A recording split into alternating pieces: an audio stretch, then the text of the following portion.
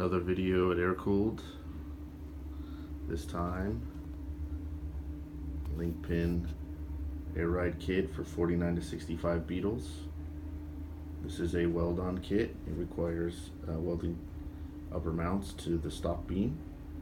It does come with everything you need: upper shock mounts, air sleeve shocks, all the hardware fittings, through rods, and instructions. This kit does require welding. If you do get an ultimate beam, it does not require welding. We do have optional shock relocators that need to be welded to the lower control arm if you want to reduce the PSI in lifting. Let's talk about the kit. The kit will come with these air sleeve shocks where the bladder is on the outside of the shock, allowing it to expand on bumps. Comes with all the fittings and hardware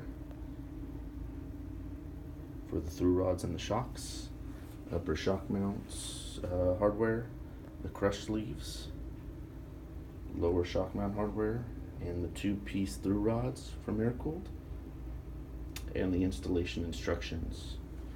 This kit will lift you about 10.5 inches from stock, up and down movement, and pretty easy install.